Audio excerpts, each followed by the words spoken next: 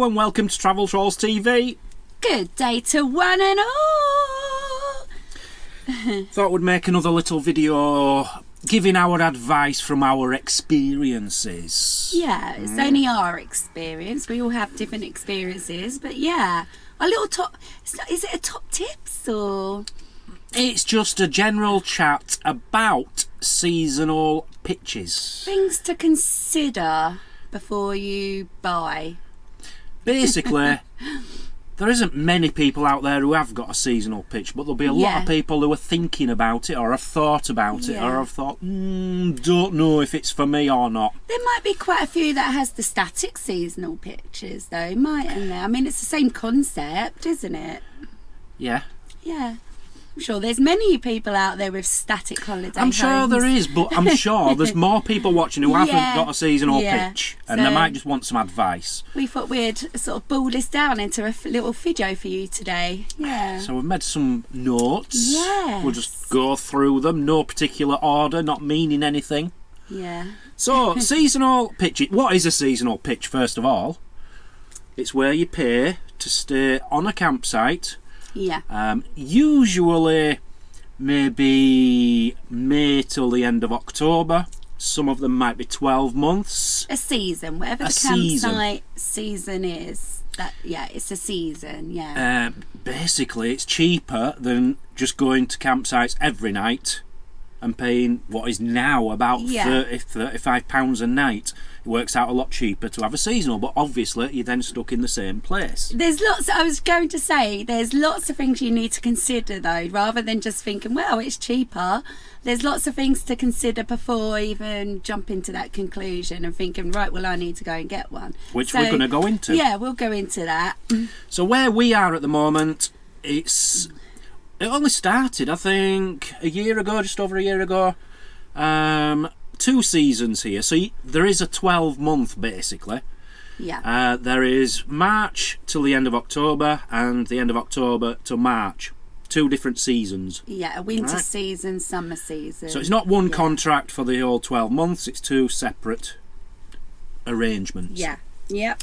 Right, so first thing we've made a note of, shop around. Definitely shop around. The prices of these can differ massively depending on where in the country you are, so definitely shop around.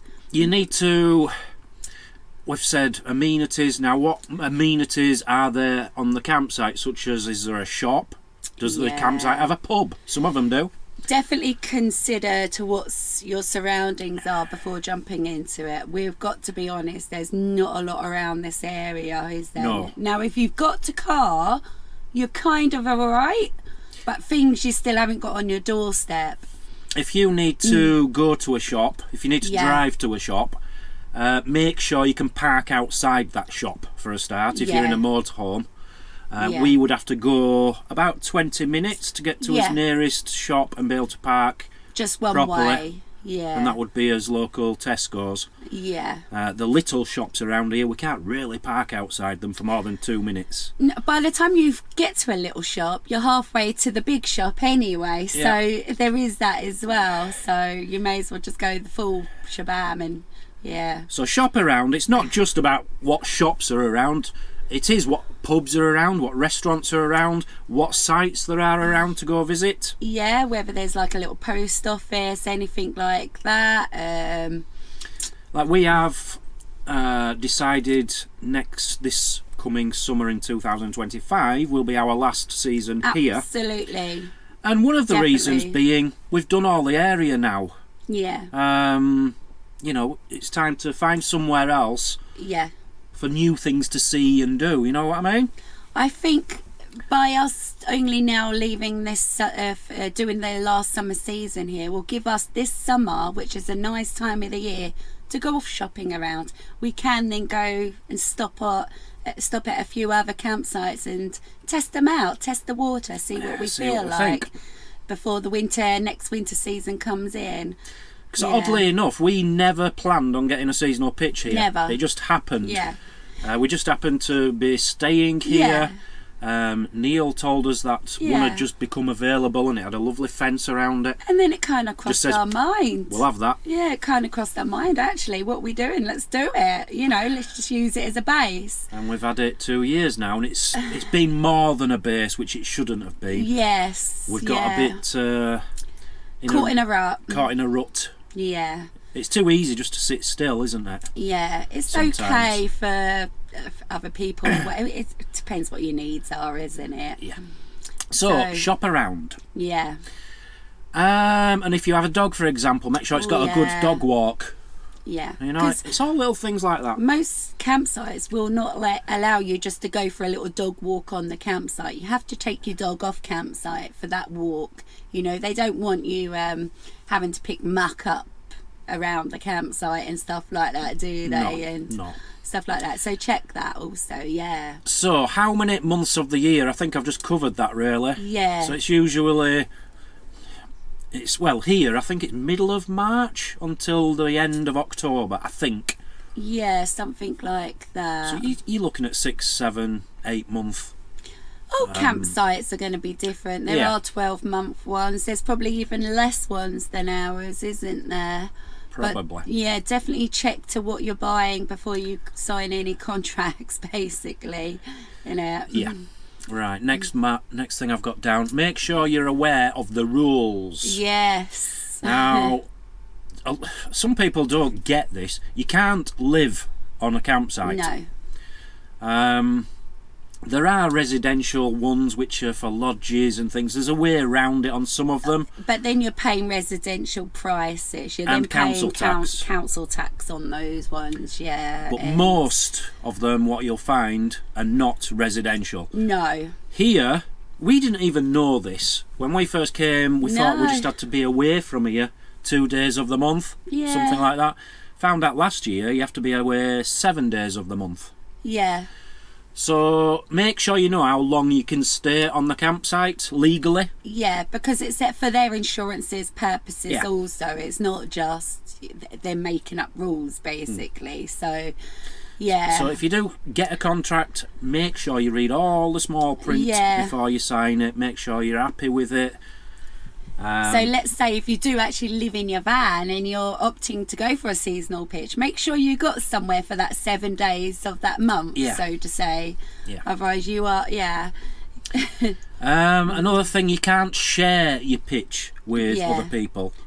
You can have, I think you can pay a bit extra here to put other people on your contract. So we could have my mother coming to stay if I put her on the thing.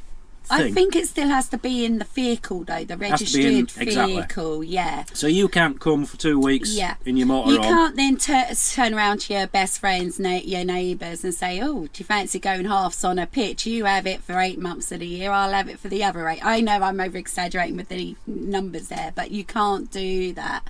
So once it's registered to you in your name and your vehicle, then that's what's put down basically, isn't it? So that is there's no cheap way around getting out of it. You have to pay your money and that's it.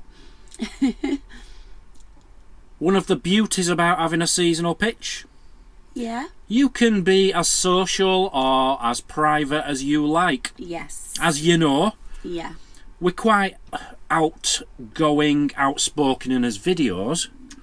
But here, we're quiet as a mouse. Yeah, well, we got our little space. You know, we're friendly with everybody, but we keep ourselves to ourselves. And you know, some people are very close to each other. We get on very well with most people here. We've got the boatheads next to us who are YouTubers. But then, you know, if you get to know your neighbours and stuff like that, then you can start mingling, spend an evening on their pitch, they spend an evening on yours and stuff. But make sure, that's one thing when you do get a seasonal, is just maybe look into what neighbours, sort of neighbours you are going to be, make inquiries to what sort of neighbours you're going to be having. Definitely. I wouldn't just get a pitch again without meeting my neighbours and having a quick chat with them, make sure I'd get on with them. Yeah, and ask the new, like the campsite wardens or whatever, you know. You don't, some people might not want to wake up to Bob next door and he's lawn mowing his lawn at 6 in the morning, and then you might not want to wake up to Wayne's dog next door barking all night. So, you know, there are them kind of factors to look into, you know. But, yeah, it's just something to consider, really, isn't it? Yeah, as I say, where we were when we first came here, we're quite central to the campsite, so we had a lot of visitors. I don't mean from off campsite. A lot of touring people came to see us and things, which was nice. Yeah. But we wanted a bit more privacy, so we've come into this corner, and now we're very lucky. We don't get too many people disturbing us. There isn't a foot flow coming past our motorhome. So we've got us the privacy we want. So we're not actually sort of, I want to say it's not just our privacy in protecting, we're protecting our neighbours as well, you know, having the crowds of people, strangers coming onto campsites as well. Yeah, and because we're filming all day outside here, we don't want to disturb neighbours. Now, everyone on this site knows we film for YouTube. Yeah. And they haven't got a problem with it because we're not a problem to them. Yeah. Yep. So, but yeah, you know, we could go round to Boatheads tomorrow and say, do you want to come over for drinks tonight? Yeah. And we can mingle whenever we like. Or do you fancy going down the local pub for a meal and stuff like that? You know, it's there if you want it, basically. I mean, they're quite private people too, aren't they? I think quite a lot of them are around here, actually, aren't they? So, yeah, just look into the history of your neighbours, I'd suggest. Make sure you know your neighbours before you sign the contract. Yeah. Back onto your pitch. Yes. So, is it a fully serviced pitch? Are you going to be able to just have water coming into your van all the time? And get rid of your waste. And get rid of your waste. Get rid of your grey waste. Yeah. Is it a long way to empty your black waste toilet cassette? Things like this. Are the showers good? Rubbish collection, you know, is that good? All little things. Now, you have to pay extra on this site to use the shower blocks. Yeah, which I don't think a lot of people realise that either. Now, for us to use, there are hidden costs, so that's another thing to check when you get seasonal pitches. For us now to be able to use the services down there, the shower block and toilets, we have to pay, I think it's 300 odd quid more. 250 pound more per season, something like that. Yes, so you know that's now starting to build up, isn't it? So we choose not to. Yeah, weigh that up. Just use his own shower. Yeah. You know. Obvious reasons, really, isn't it? But the beauty being, we do have a grey waste emptying pipe from his van, so we can have showers when we want and empty when we want. Fully serviced, fresh water coming in also, don't we? Yeah, so we've got a tap here. Yeah. We can leave our grey waste open all the time, so when we do have a shower it goes straight out into the ground. But it is a long way to the toilet emptying for us, isn't it? It is, yeah. It's a long walk. Luckily, I mean, when you got that big heavy thing, and you have to drag it and make all that noise across the gravel all the time. Luckily, then you do it in bulk with our little dolly trolley, don't you? Yeah, I have a trolley and 3 toilets anyway, so I do it all in one go. So it sort of keeps down the noise a little bit, doesn't it? Yeah. Now, another thing which we loved about this site when we got it was the AstroTurf. Yeah. You know, it's just another little extra which the campsite offer. Yeah. It doesn't come with AstroTurf. No. You might be lucky and get a pitch which has some on. Yeah. That's here though. That's here. That's not at every site. No. Yeah. But yeah. I mean, there are downfalls to this site as well. You're not allowed your little flower pots and stuff like that to make it your home. Good point. Now, some people might like that. I mean, we've often been on campsites. You got all their jazz, the flower pots, windmills and stuff like that. But unfortunately, you're not here. So check those rules as well. If you think you're going to move in, you know, for the 12 months or whatever and make it homely, take note of that. Make sure you can do those little things. So... Yeah. Yeah, it sounds stupid, this one, but it's actually quite important, isn't it? It's important any campsite you go on. Yeah. And most people don't do this. I do. Yeah. There is an app where you can see where the sun is going to come up and go down. So especially if you're going to have a seasonal pitch all season, you want to make sure you've got some sun through the day. Yeah. Where we are at the moment, we don't get it in the morning. We only get it in the afternoon. Yeah. In summer, we get it all day. But you don't want to just open your door and it's shady all the time. Dingy. Yeah. Yeah. Another reason for that, you don't want mould on your roof, and if you are in the shade and you've got trees overhanging, you're going to get a lot of the green stuff on top of your roof as well. That will soon build up over that period of time. Yeah. It does. So yeah, check before you pick which pitch you're going to have or on a campsite. Just check where the sun is, which way you're going to park on there, and where you're going to get the sun. And another one I've got here, security. Yes. I like this because we have a security barrier. Yeah. So not anybody can just drive up. Only people with like the key fobs can get onto the actual site, and if you're not on the site, then you have to go to reception and check in and stuff. But nobody can just come on and have a look around. They've got to go to reception. They've got to get through the warden. So yeah, it's quite secure here, which is one thing we like about it. Yeah, I mean, it makes anyone feel secure. You don't want just random traffic driving around. You're like, who's that? Do you?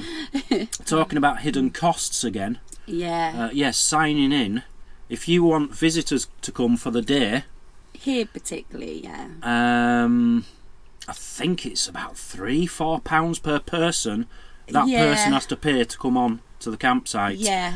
So bear that in mind. I don't know if that's the same on others, but check these things out. Yeah. Because you don't want your grandma and granddad turning up and the stops. Yeah. So hang on a minute, you owe us £4 each. And also, talking of hidden costs, also that you have to bear in mind, like let's say your electric or your water. Now, luckily for us, our water is free here. Can't say that for all campsites, but for our electric, we do have to actually pay an extra £5 a day for the electric as well. So that's now on top of your seasonal fees as well. So that's £5 a day for every day that we're staying here. Yeah. So that adds up. That does add up. Yeah. In the comments, by the way, don't be asking us exactly how much we pay for us pitch. We're not going to tell you in this video. That's private, really. I'm doing that more for the campsite. Yeah, I think it's irrelevant to how much we pay. I mean, that's not... They might change that price tomorrow, so we don't want to be saying what the price is on here now. Storage locker. Do you want one? Have you got one? Are you going to have one on your seasonal pitch? You might not. You better check with your campsite, because not every place has storage lockers. Which is an amazing accessory to be able to have, but... Definitely. We're lucky here. We have a shed, if you like, a massive garage down there with loads of tools. Communal. Yeah. We've got a lawnmower and strimmer, so we don't need to store them. We don't have to have our own separate lawnmower. Yes. Whereas you think if you need to do the grass around you, and you're not allowed a storage locker, and you've got to mow it every now and again, what are you going to do? I also think if you are allowed a storage locker, it can only be a certain type as well, can't it? Or something. Nowadays, by law, I believe it has to be metal. Oh, right, okay. I'm just checking ours is metal. Yes, they are. Yeah, they have to be metal now. So that's an important thing. If you think like maybe you're going to need storage, just double check that as well. Don't just assume once again, 'cause you never know. When do you have to pay? Okay, it's a shame. I don't think anyone does this. It's a shame you can't just pay monthly for a seasonal pitch. But you can't. You have to pay up front. Up front. Now, here, it's too far up front for me. Too far. It's ridiculous, really. We're not as March the 15th or end of March, summer season starts. We have to pay the full amount by the 7th of January or something. Which means it's too quick. What happened with us? We just finished paying for the winter fees. And then literally a month later, we get the email. Now they want the summer fees for next. And if you don't pay them, then you're not guaranteed your pitch, you see. So you have to pay them. But for the full balance now, basically it's coming out of our Christmas wage this year, and it doesn't usually fall like that, but it is now this year. So that's what's messed us up this year. So definitely double check when. It might be that you might go onto a seasonal pitch in March when the season starts, and they'll take the money and you think everything's fine. But if you're planning on staying the next year, they might then say, oh, well, we want it in January or December. Yeah. So don't just presume it will be next March.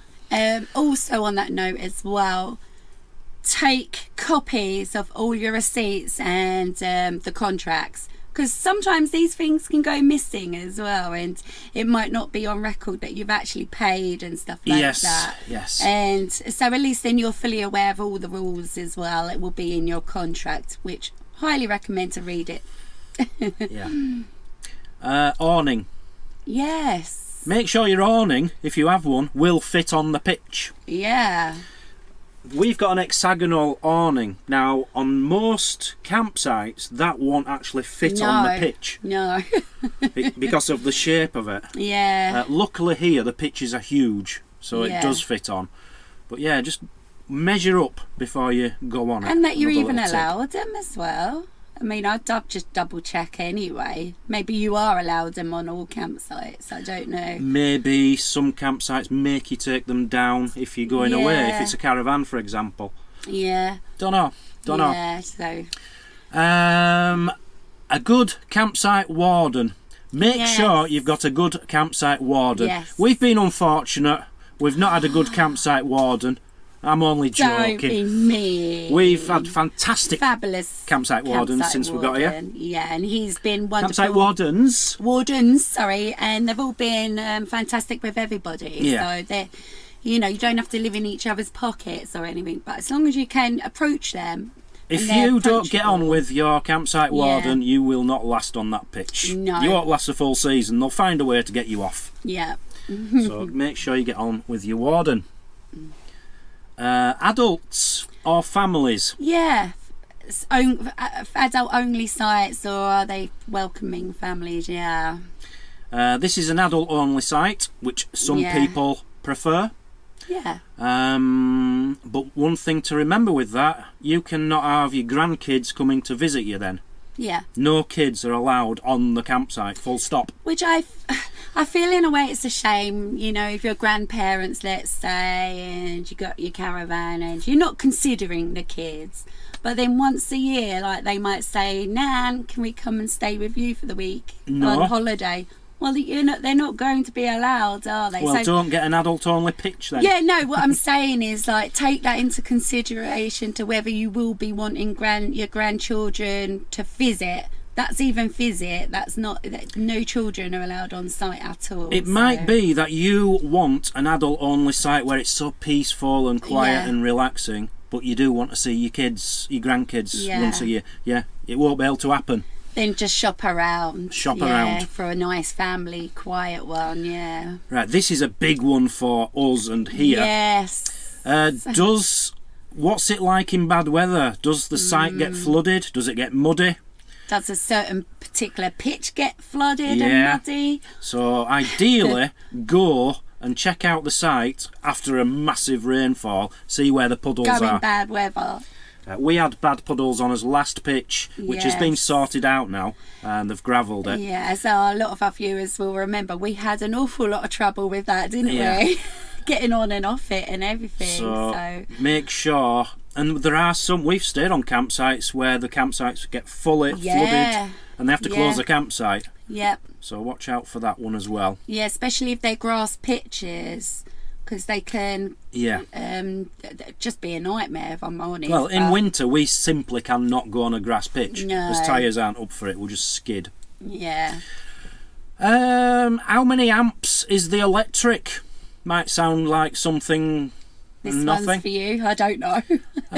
I don't even know the full story myself, but you get 16 amps, which I think is the best you can get on a campsite.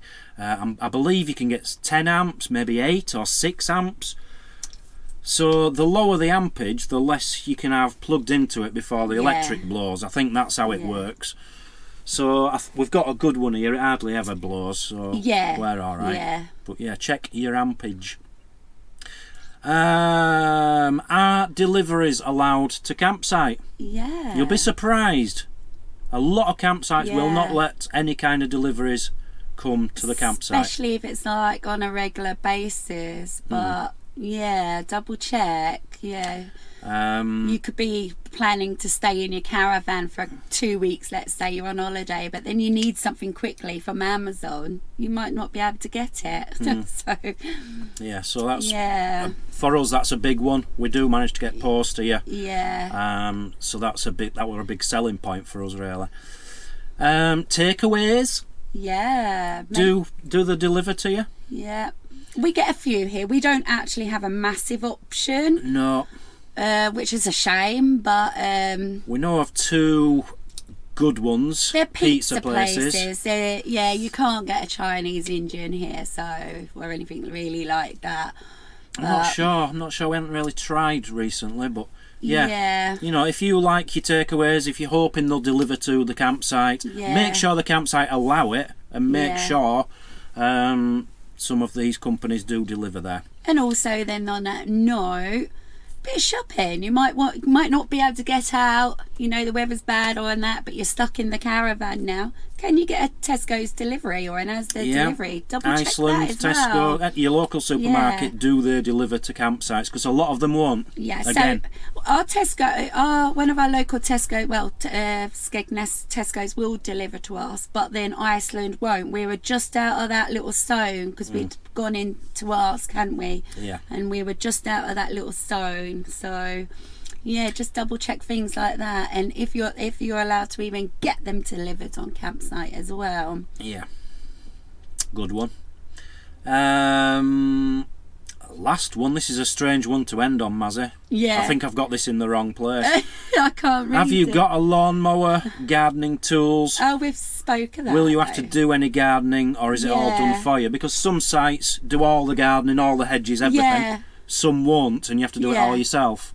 So bear that in mind. Yeah, like here, if your pitch here is fenced off, then it's down to you. If it's not fenced off, Neil would razz round and just get it done, wouldn't he? There's no need then for you to do your own lawn. But you know, it's in everyone's contract. You've got to look after your own pitch. So you know, if weeds need picking up, everyone does it. You know, it's like your home. You take pride in your pitch, so you look after it, don't you? You try to make it. Which is good then, because come summer, everybody on campsite wants to start cutting their lawns. So your neighbour might go to the effort, going down to the garage, getting it all up, bringing all the lawnmower, finishing their garden, and you'll just shout over the fence, "Can I borrow that?" Yeah, when you're finished with it. Yeah, when you finished it. Do you realise I have had my arm around you all the way through that? I didn't even feel it. Oh. So there's lots to consider about pitches, seasonal pitches. I'm sure there's lots of other stuff we could mention. Yeah, I'm sure we've missed quite a bit off there. If you've got any questions, leave them in the comments and we'll try to answer them for you. But yeah, it's just giving a bit of advice, things people won't know or won't think about when they're getting a seasonal pitch. We're not here to compare it with campsites or anything. That's a whole total different ball game. So we'll go on to that one another day or something, can't we? You know, we're not trying to say we are the experts on seasonal pitches. We're not. We're just giving you our advice from our experience and hoping that there might be one person out there who gets a seasonal pitch after watching this video and think, "Oh, I'm glad they told me that now." Yeah, I'll take note of that first. Yeah. So thanks for watching. Just another little tips and tricks and stuff video for you. A little bit of Dan and Mazzy advice there. We'll have more advice. coming soon. Coming soon. Love you to bits. Take care. Bye-bye.